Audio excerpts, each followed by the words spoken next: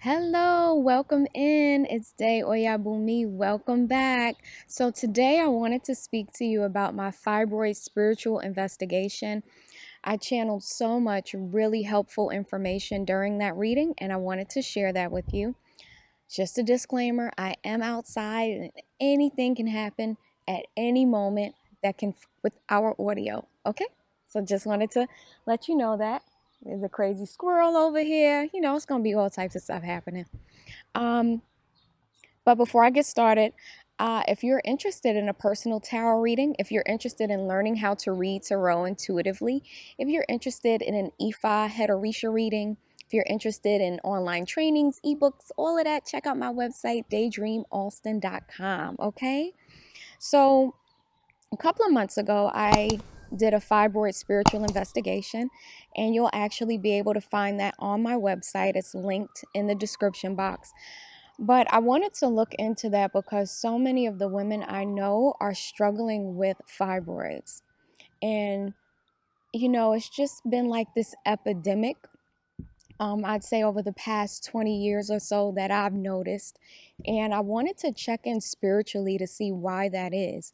What are the spiritual causes of fibroids, right? So I sat down, I used cards, different, decks. I used my clairaudient abilities, and I received so much information. It was like a onslaught of information.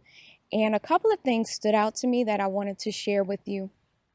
Um, and I did this partially also because I too struggle with fibroids and different, womb health issues. So a couple of the things that stood out was one that stood out so much to me that I was like kind of shocked because it kept coming up in the reading again and again was the need for women, right, the womb bearers, to follow their passions. There was something about us not really tuning in and tapping into our passions and going in the directions that we're called to that actually created like the perfect atmosphere for fibroids, and I thought that was amazing. I was just like, what? And it came up again and again, right? The importance of um, following your passions, of identifying those things that fill you up and in going in that direction. The other thing that came up that was that I understood very well and could feel, because I've been through this, is the need to let things go.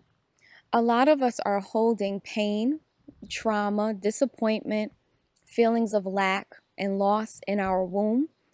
And those feelings, those emotions are actually calcifying and becoming these fibroids in our wombs. So it's like we'll go through a really hard time, we'll, go through a betrayal, and we literally store that pain in our wombs.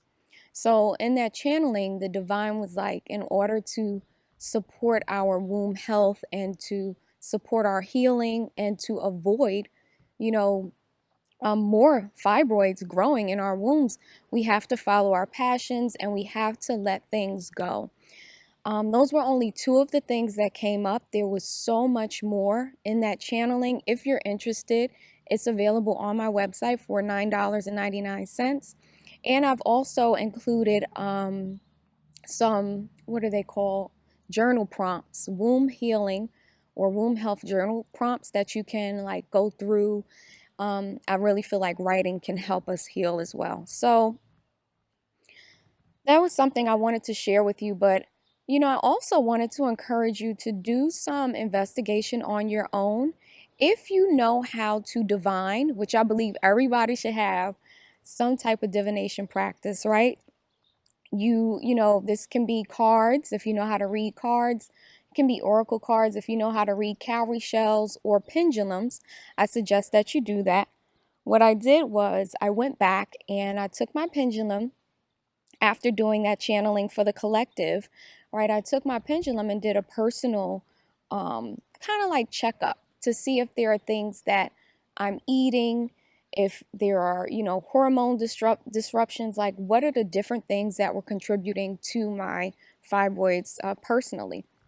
And what I found was, above all else, for me, it's my emotion. So I checked hormones because sometimes hormone imbalances can really contribute to the growth. For some, it's like food, right? Environment, stuff like that. So I checked food, I checked hormones, and I checked emotion. And for me, emotion stood out. And the need to really let go of some of the heavy negative emotions that I've been carrying over time. In letting those go, I'm actually letting go of the spiritual essence of the fibroids, or the spiritual energy that leads to the formation of fibroids. Okay.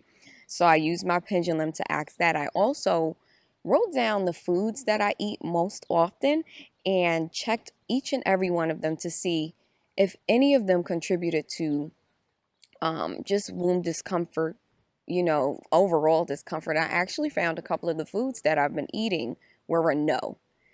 So I really encourage you, if you have a divination tool, to use that tool to do your own checkup and find out in what areas of your life are those things contributing to your womb health, to dis-ease in your womb.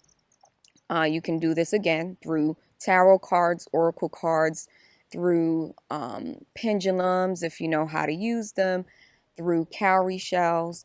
And honestly, you can create your own divination system. Take 3 index cards, put yes on one, no on another, and needs more information on the third card. Bless those cards and then use them to divine, to ask questions. And you start, for your baseline, you ask, is my name such and such? And if you get a yes and you're actually saying your name, then your cards are working, right? But it's like charging your cards so that they work, so that they work. But whatever your divination tool is, I suggest that you use it to really do some type of self checkup and see what's contributing to the growth of fibroids. Okay, so I just wanted to give you this tip. I feel like we have to take our health into our own hands. So yeah, check out the Fibroid Spiritual Investigation on my site, daydreamaustin.com, for sale right now. And I just feel like it's something we need to really figure out, as women, as the womb bearers, as the ones who will bring forth the next generations, if we can, right? If we can even do so. We need to tap into the divine and find out how to heal ourselves, and just how to overcome this, grave injustice, because that's what it is. I feel like the womb is under attack. Okay, so check the description box for more information about that, and I will talk to you next time. Thanks for joining me, guys. Bye.